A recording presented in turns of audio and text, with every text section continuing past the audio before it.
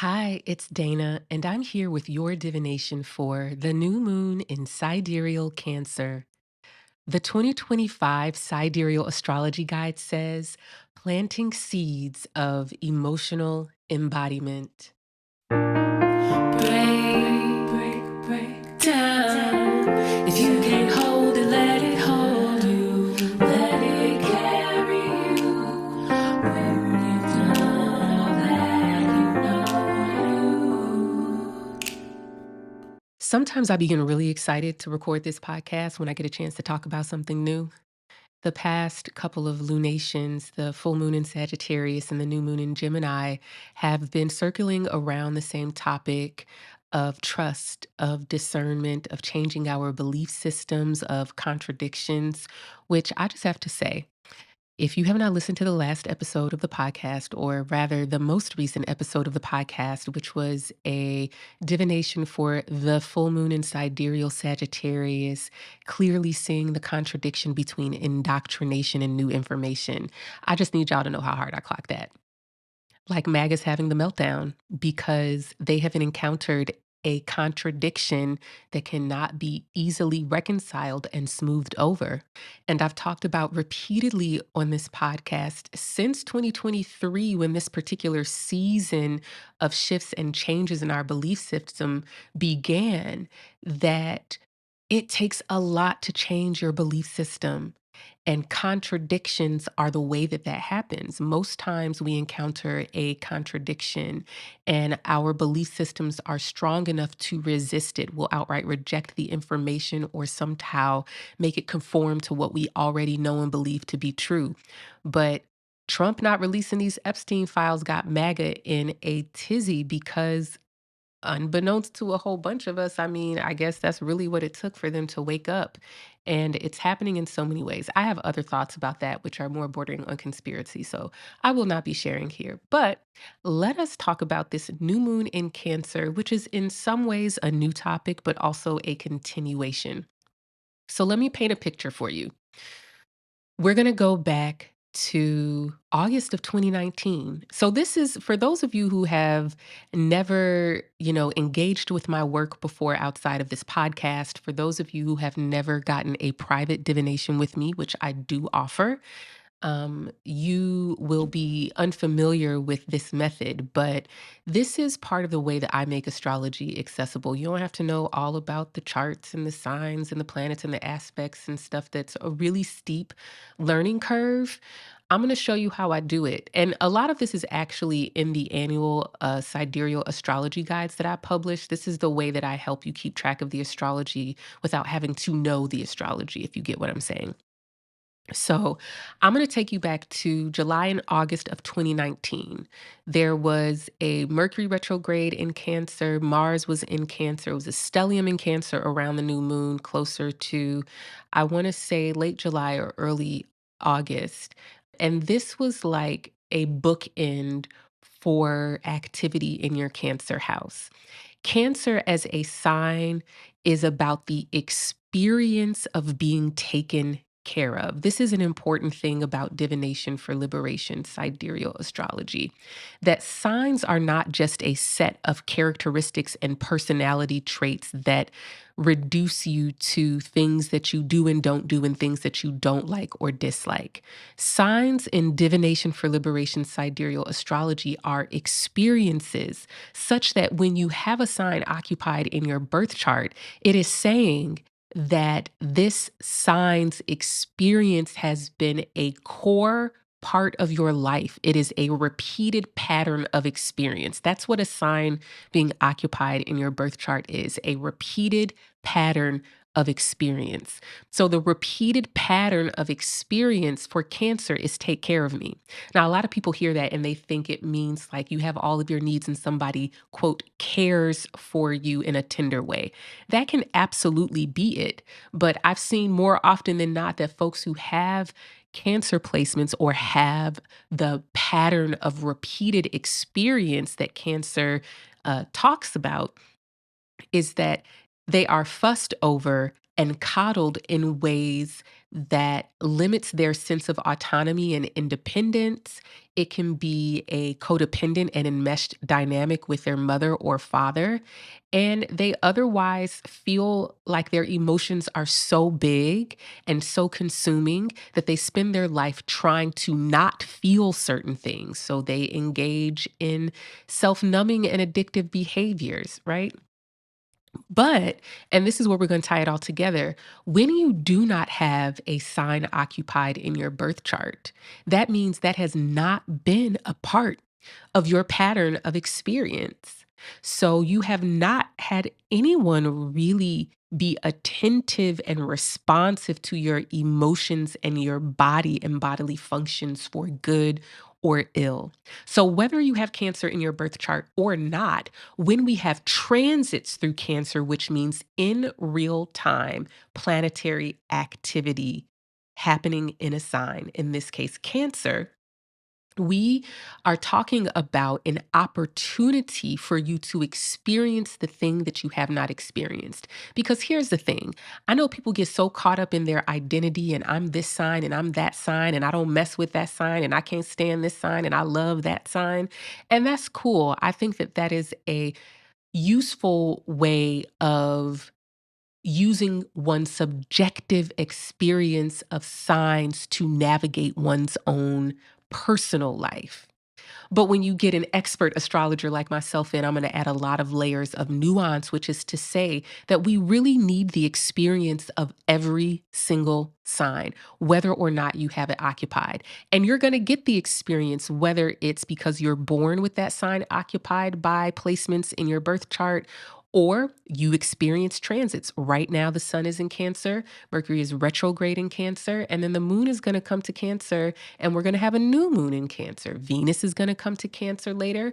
Jupiter is going to come to Cancer later this year. And this is your opportunity to have the experience of Cancer, which is to ask, what is your relationship with being taken care of? What is your relationship with emotional attentiveness? What is your own level of awareness and responsiveness to your own bodily functions and your emotions and feelings? So if we go back to August of 2019, that's a bookend on this arc, this pattern of experience that we're experiencing in real time about being taken care of. We don't get another significant Cancer transit after August 2019 until the spring, summer, and fall of 2023.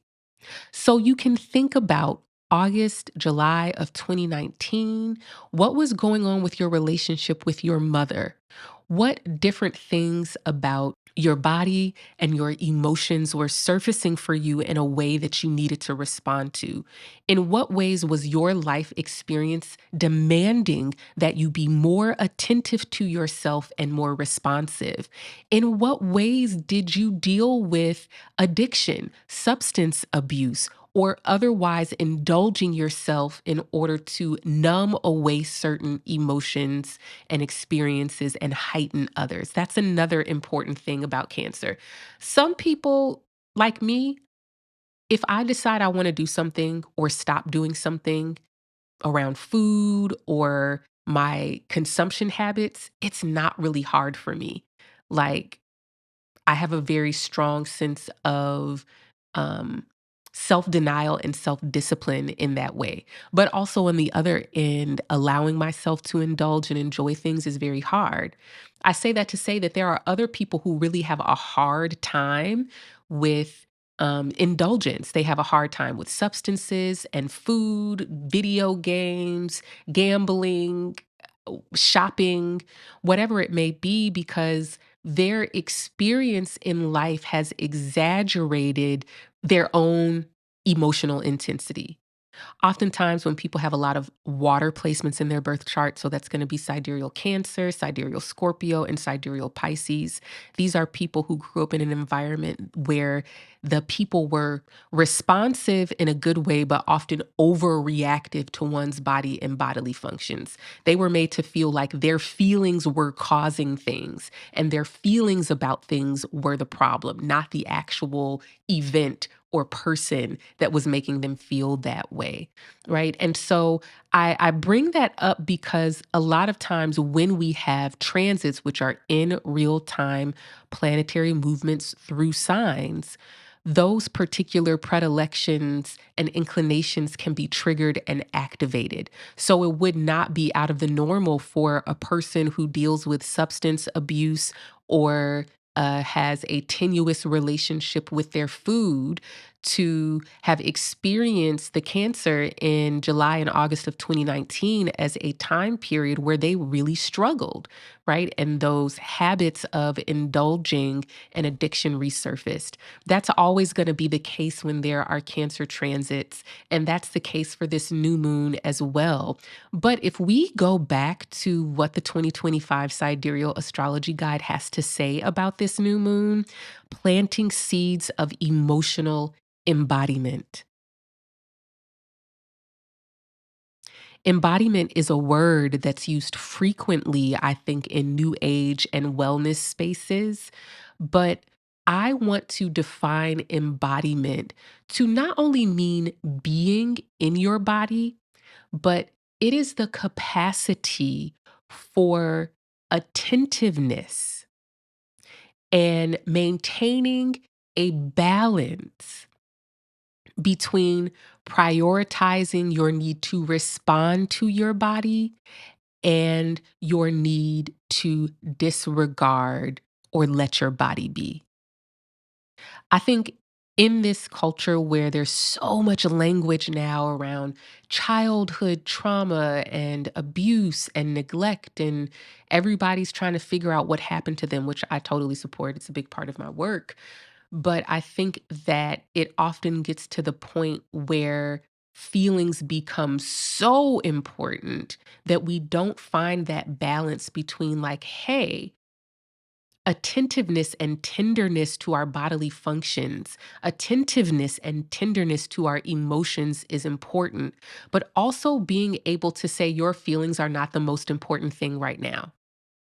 Now, I think the reality is that most of us were raised on one end of the spectrum or the other. We were raised on the end of the spectrum that said your feelings are not important at all, and we experienced a lot of disregard and neglect in the form of ignoring our pain, ignoring our emotions and our feelings. And on the other end, there are those of us whose caregivers and environments were overreactive to our feelings, that if we felt anything, our caregivers thought it was about them, right? And it gives us this exaggerated experience of the power and influence of our emotions. So, embodiment is really about the balance between those two things. Sometimes your feelings really don't matter. Sometimes your feelings are in the way of other things that you want to achieve. Sometimes your feelings are in the way of the intimacy and connection and closeness that you desire with other people. Those feelings being in the way can be excessive skepticism and suspicion, where you constantly struggle to trust that, a person is presenting themselves in an honest and authentic way.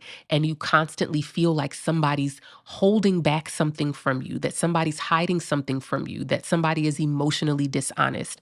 And I want to tap in on that for a second because this is something that's been coming up with clients a lot recently, both my divination clients and my coaching clients, particularly those who have sidereal Pisces placements. And one of the things that I found myself repeating frequently over the past few weeks to these clients is that sometimes your capacity to feel is more heightened than other people's awareness or capacity to feel themselves. And so when you're having an intense emotional experience that is not necessarily in response to something that's happening inside of you, it can be in response to what you're sensing and feeling from another person. They may not actually be aware of that. And that doesn't mean that they're lying to you when you bring it up to them and they don't acknowledge it. It does not mean that they're withholding the truth or gaslighting you. It just means that you grew up in an environment where your emotional antenna had to be hyper tuned, hyper vigilant, and hypersensitive to other people's emotions as a means to your survival and getting your needs met. And that may be a little bit out of place in relationships between two consensual adults, right? And so that sense of suspicion is this way that actually keeps people from getting close to you because you don't allow people to reveal themselves in their own time. It's still tough because you can't unsee and unknow and unfeel what you see and knowing and feeling. But what you do with that, I think, is really important. Some people are better with words, some people are better with their emotional boundaries or responding in practical ways. But it just happens to be that some people have a heightened sense of being able to feel other people. I think it was particularly so many clients who had sidereal Taurus and Pisces placements together, or sidereal Pisces and sidereal Capricorn placements together. Anyways, that's been a pattern of clients with mine. Additionally, right, there are some people whose desire for comfort and avoidance of any distress and pain is in the way of their connections with other people. Um, Not all pain is bad. This is something that I talk about a lot with my very Cancer moon and Mercury sun, that there is meaningful discomfort. Not all discomfort is meant to be avoided at all cost, and maturity and growth and embodiment. Emotional embodiment means being able to discern meaningful emotional discomfort, meaningful physical discomfort or pain from actual harm. I think that's another distinction that we really struggle with today, especially the younger generations of Gen Z. I ain't trying to poo on nobody, but it's really true. And I think millennials, to an extent as well, really struggling to make that distinction between meaningful discomfort and meaningful pain, meaningful distress that actually builds our resilience, builds our capacity to know what we're capable of on both an intellectual and physical level, but also on an emotional level. I'm not going to belabor this point, but we're planting seeds for emotional embodiment. And this is picking up on what was began for many of us in July and August of 2019. It was continued during the summer of 2023 when we had a Venus retrograde in Cancer. That Venus retrograde in Cancer also was about emotional embodiment, but particularly in our relations to other people. And then we pick back up in October of 2024 with the Mars retrograde in Cancer that really lasted through April. So these long arcs of time that cannot really be communicated through a singular transit. You really need this big overview to connect the story for you in your life. This is the Cancer story. And the Cancer story is ultimately, what is your relationship with being taken care of? What is your relationship to your own emotional distress, to your own um, physical distress and discomfort? How is that responded to? Were you believed or were you ignored? Were you fussed over too much, or did you have a balance where your caregivers were able to balance attentiveness to their own needs and their own emotions with the care and attentiveness that they were obligated to give you as the person that is responsible for you? Planting seeds of emotional embodiment is going to be a theme that continues for a while. We are going to finish up this Mercury retrograde in Cancer, which Mercury entered Cancer on June 22nd, listening to my body. It stationed retrograde on July 17th, amplifying the emotional effect. And then Mercury is going to station direct on August 11th, expressing distress and discomfort. And then it will finally leave Cancer for Leo on August 30th. So that's a good 2 months and some change of Mercury in Cancer, including this retrograde. And then we are going to get to October. Is it 17th or 12th? Is it 13th, 14th? What is it? October 18th, Jupiter enters Cancer, where it will pretty much be stationary. For retrograde, it's going to station retrograde 0 Cancer November 11th, and then it leaves Cancer December 5th. It'll go back into Cancer in June of 2026, and it will not ultimately clear Cancer until June or July of 2028, actually. Really, really long. And by that time, when we get into 2026, the nodes are going to shift into Cancer and Capricorn. We're going to have eclipses through 2028. So, this is really a long story, and it's so important to contextualize something like a new moon, which happens every year.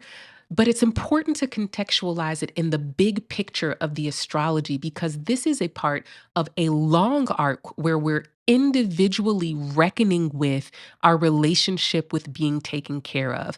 And we're also collectively reckoning with our collective relationship with being taken care of. This is why Cancer Capricorn transits are often associated with major economic shifts. And these economic shifts are to the structure of our economy. If we go back to like 2018, right? There was a Mars retrograde in Cancer. I'm sorry. There was a Mars retrograde in Capricorn, and it was then where the Trump tax cuts were happening, right? Was it 2018? I believe it was 2018 when the Trump tax cuts were happening. And we fast forward to, now, and we just had another set of tax cuts on top of this Mercury retrograde in Cancer. Um, so there's a real pattern here. I want to say we got off the gold standard in like 72 or 74. It was a Mars retrograde in Capricorn. So it's so important. I talked about this earlier this year in some of the podcast episodes, which you can find on the Div for Lib Podia. I'll link that in the description, some of the back episodes, but also in the earlier part of the 2025 Sidereal Astrology Guide when Mars was in Cancer earlier this year, returning after its little retrograde journey into Gemini. And I talked a lot. Let me actually pull up a little bit of an excerpt from that. This would be Yeah, there's some questions in the January monthly summary that I think are really relevant to still to now. They were in reference to Mars retrograde in Cancer, trine some placements in Pisces, which is an ongoing thing through 2028, honestly. But here are these questions. We're going to take these questions as relevant to this new moon, and then we're going to pull some cards. How can you know what you feel and what those feelings mean if the information needed to properly interpret them is withheld from you? What will be the consequence of feelings that are louder and more intense? What stands between you and the care you need? Lastly, I just want to read one more excerpt from the guide. This is in July. And if you don't know, I have a monthly astrology meetup on Zoom every second Wednesday of the month at 6 p.m. Central. We go over the astrology for the month and how it fits into the big picture of the year. We go over the monthly summary, and then we go over what I call fill in the blanks, which are interpretations of each of the transits. So, planets changing signs, new moons, full moons, eclipses, and retrograde stations. That's every third Wednesday of the month on Zoom. I always link it down in the description. It'll be down there today. I just want to read an excerpt from the July monthly summary on this Mercury retrograde. I'll actually read these two very short paragraphs. It might be three. We'll see. Mercury retrograde in Cancer revisits themes from the winter 2024-25 Mars retrograde when the need to be taken care of shaped our ambitions and determined how we used our autonomy.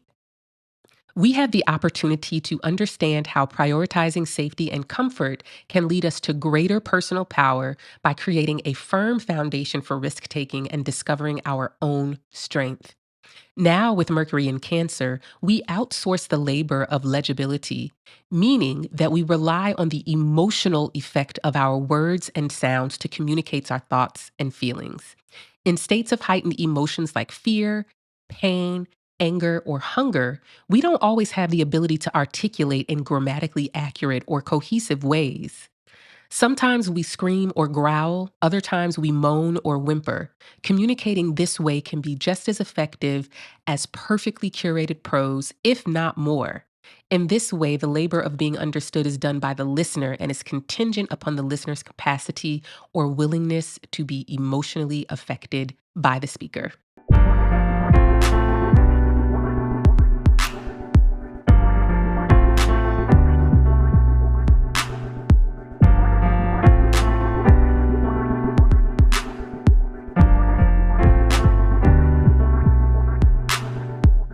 All right, we're back with Tarot here, as we are apt to do.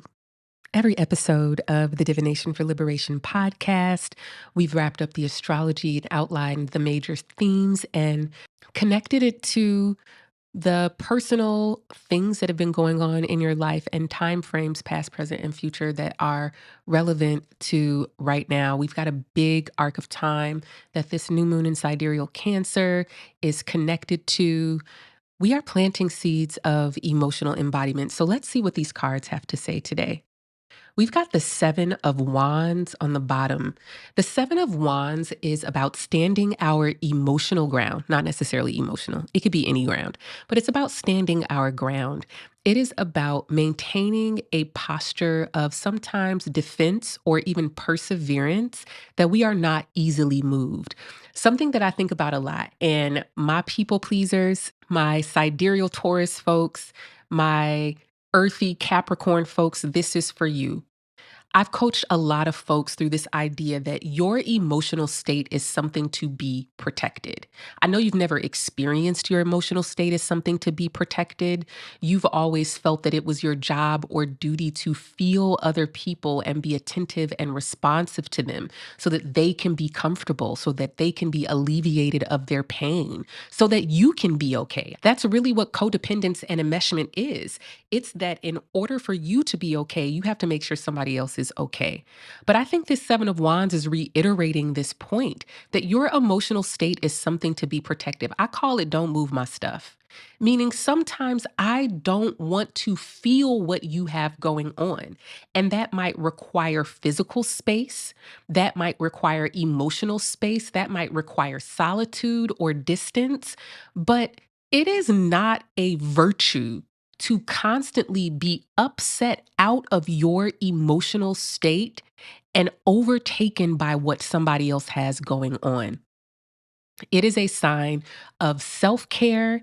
It is a sign of dignity to be able to say that, like, I feel good right now and I don't feel like being bothered. I think this is particularly significant for folks who identify so strongly with their convictions and their principles that they feel like they have to know everything that's going on in the world all the time. And it's usually negative things. And they judge themselves really harshly for not being able to tolerate. These are the people, and I used to be one of them, so I'm not even going to play myself. But they're constantly like, pay attention to this, pay attention to that. You have to pay attention to what's going on here in the world to these people. And I just want to say, you ain't moved no needle.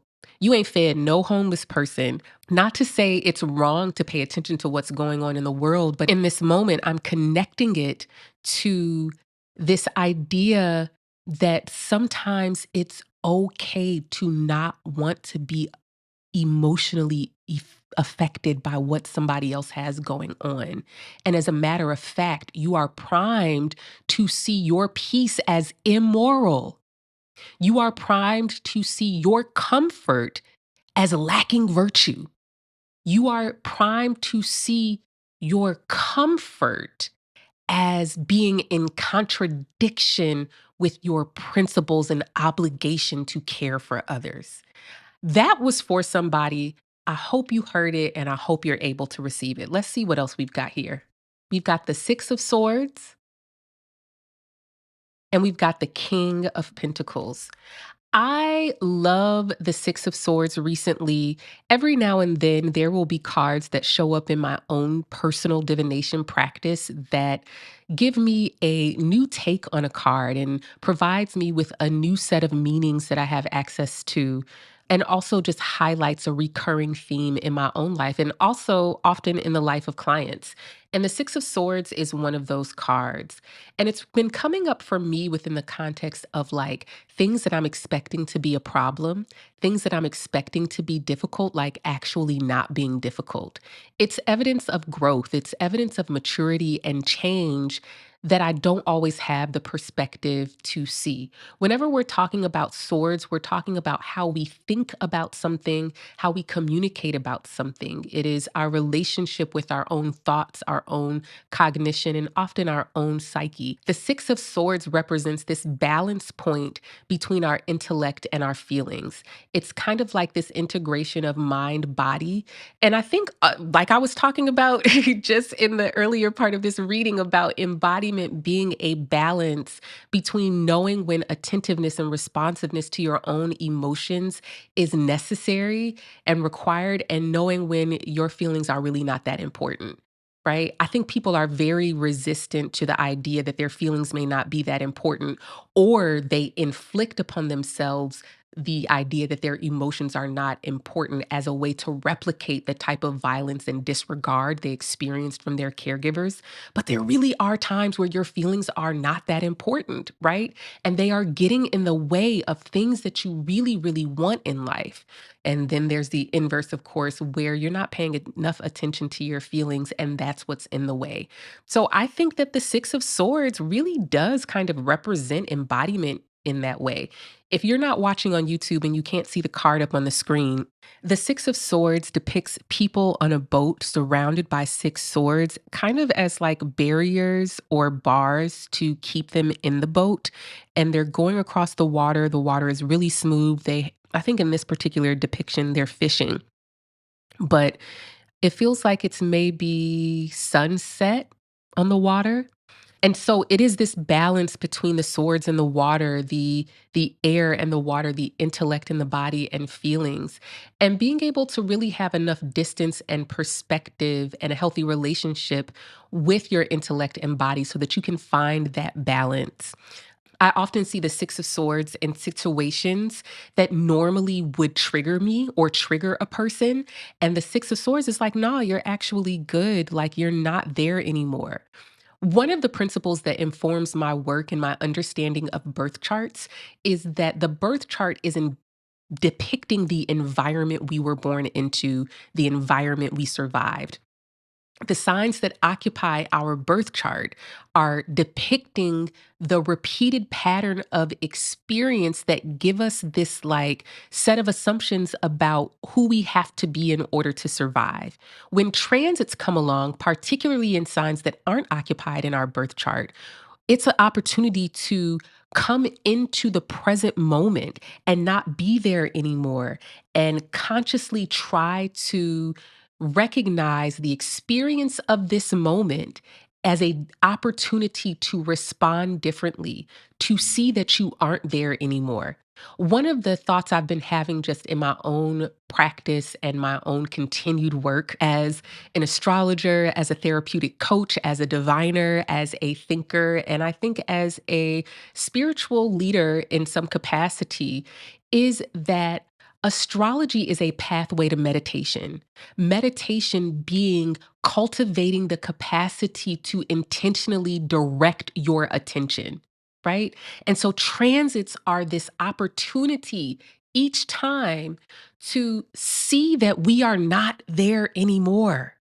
You are not there in the environment where it is more important for you to pay attention to everybody else's feelings.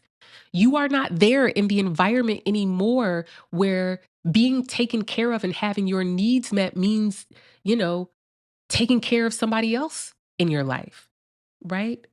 So I think that this Six of Swords is this question of how can you be here now?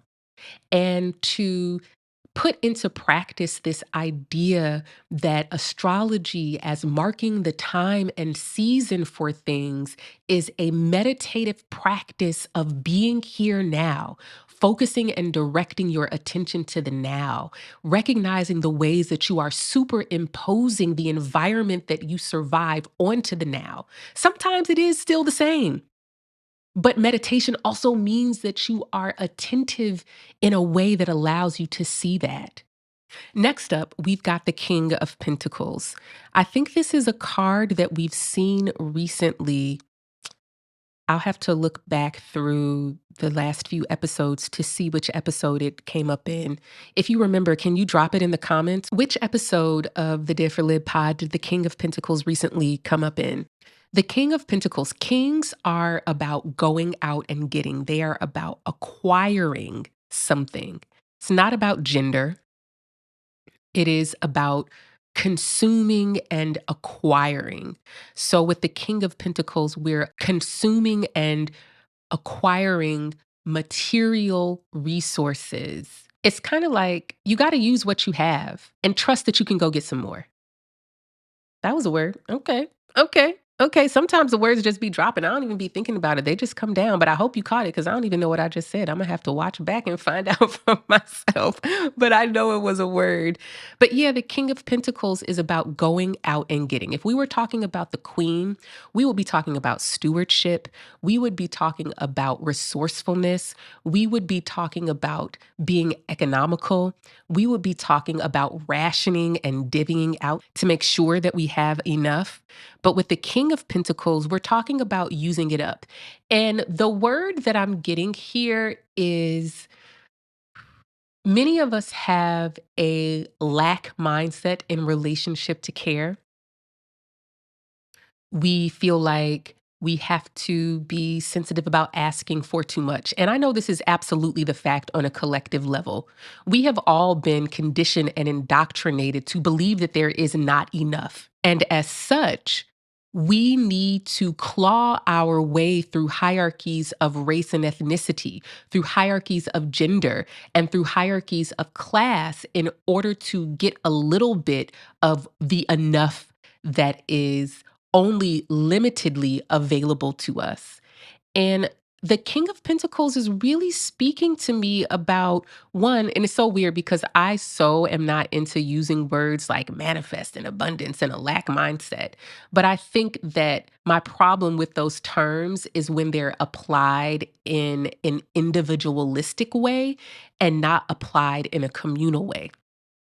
So applied in a communal way, a lack mindset talks about the ways that we try to escape the oppressive environments of gender and race and class because we are constantly being told that there's not enough. And the way to enough is to be in closer proximity to masculinity, which for people could mean um, dating men. It could mean befriending men. It could be centering the gaze of men, right? It could mean the need to get in closer proximity to whiteness and all of the ways that we try to conceal the aspects of ourselves that don't conform to whiteness or that threaten whiteness. These are all of the ways that we claw ourselves or claw through these hierarchies because we genuinely believe there's not enough. On a more personal level, I think that this distills down to how we relate to each other, that we hoard and we protect what we have accumulated to keep other people from getting it. But I don't know if you realize that the only way forward is sharing. The air we breathe is shared. The climate we live in is shared. The earth that grows our food is shared. The immune system of our species is shared. Yes, there are things that are personal, private, and individual, but the things that we really need to survive are shared. And so, how can we apply that idea in this moment where we're planting seeds for emotional embodiment? What is the care that you're afraid to use up? What is the care collectively and individually that you have been indoctrinated and conditioned to believe there's not enough of? How would you behave? How would you relate to your neighbor? How would you relate to your loved ones if you lived in the abundance that actually is shared enoughness? How are we taking off the indoctrination that we've had to believe in order to survive that there is not enough? How does the belief that there is not enough inform the choices that you make? And how can we, again, take off that indoctrination and really be present to this moment that so much is shared? So much is shared, very little is individual. That's our word for today. Thank you so much for tuning in to the Divination for Liberation podcast. I'm your host, Dana Lynn Knuckles. I'll see you in 2 weeks at the full moon in sidereal Capricorn.